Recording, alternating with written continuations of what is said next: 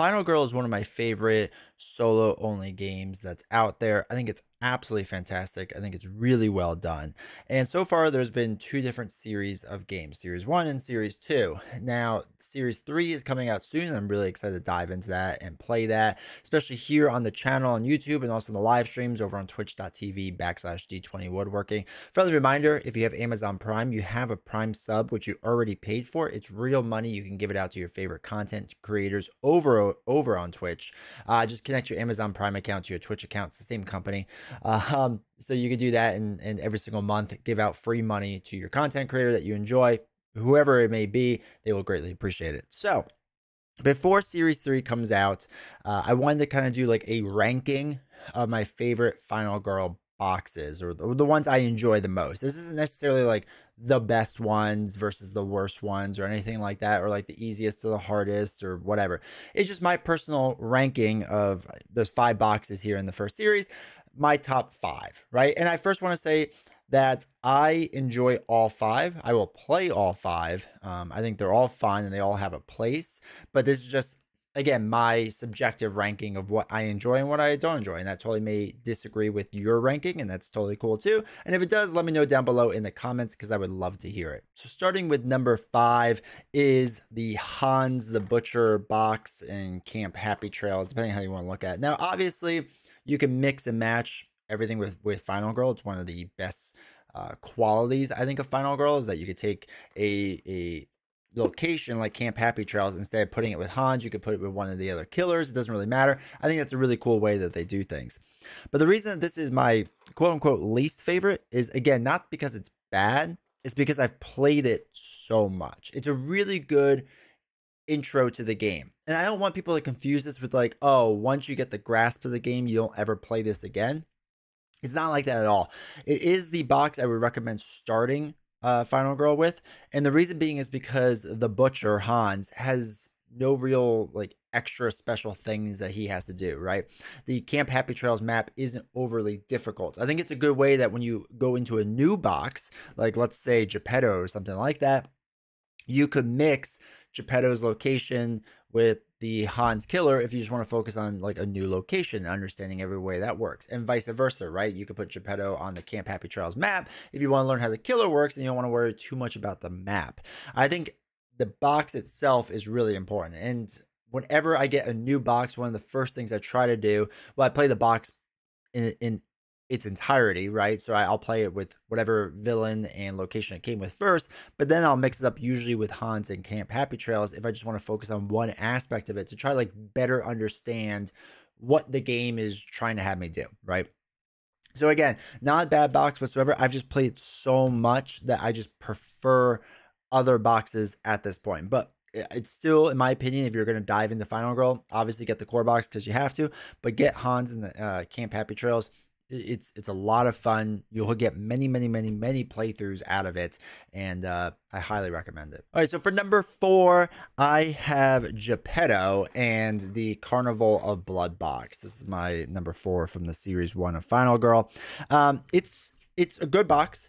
Geppetto gets very annoying to me very fast, right? With all those little puppets that come out. It's a good it's a good change of pace. I think in Series 2, we have some other options that kind of replace what Geppetto was trying to do. Even though the puppets are really weak, they're just there to like annoy you, right? And some of the, I believe some of the tarot cards kind of react to the puppets and where they are, and they do things to you. So it's not a bad scenario box whatsoever, but with what it's trying to do with the puppets, it's fine. It just feels like a little, annoyances all over the board, and that's totally a cool way of doing it. It's just one that I played a handful of times, and then it didn't draw me in as much as some of the other boxes do, right? Like if I have several options of what to do, this one really gets put back on the back burner a lot of times because there's just other boxes I would rather play at this point. Again, it's not bad. I like the way that it's done with the puppets running around, and Geppetto himself can be pretty tough. But at this point, it's just not nearly as much of a favorite as some of the other boxes are. Also, on top of that, as far as the Carnival of Blood map, it's not a bad map. It's pretty generic, basic map. There's nothing wrong with it. It has the whole trap setup where, like, if you're trying to rummage and find things, the trap could spring and affect you in your game and whatnot. And like that's not bad. I think there's also terror trap cards as well. So like the trap idea I think is not terrible. I like it. It's just again, I feel like later instances of maps are just better. But between Geppetto and the Carnival of Blood, like I prefer the map over Geppetto, I think. All right, so for number 3, we have the Incan Yamba, hopefully I'm pronouncing that correctly, and Sacred Groves box. What's interesting about this is the whole Wrath box, right? So you have a Killer Wrath and you have a Divine Wrath on the location.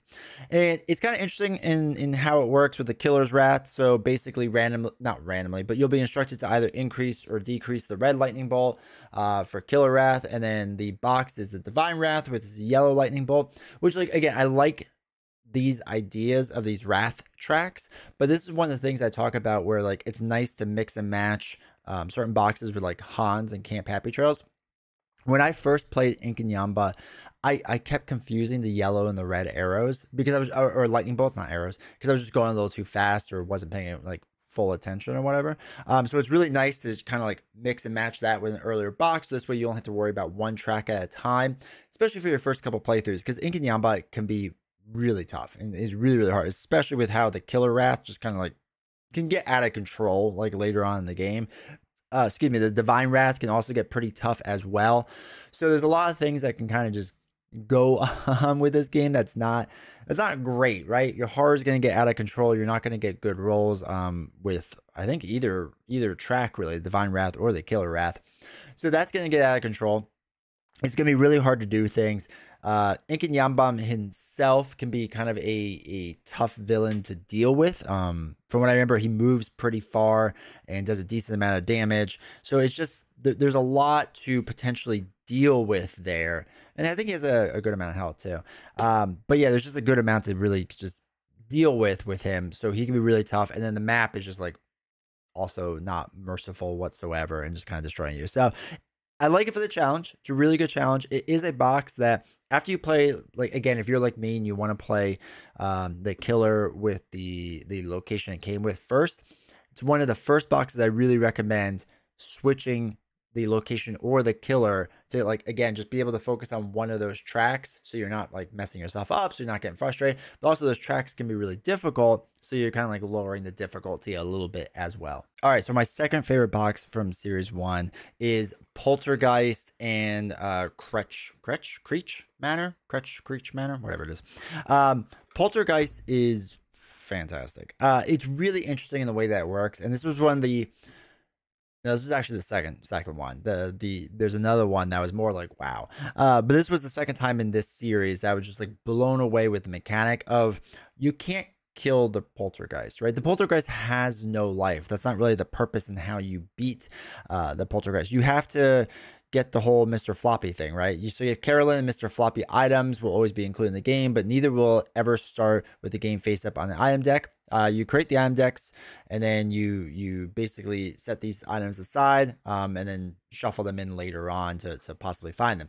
So it's a much different way of trying to beat the game, and it's kind of fascinating because the Poltergeist can like really move when she wants to, because what is the top terror level? She has 4 movement and 3 attack.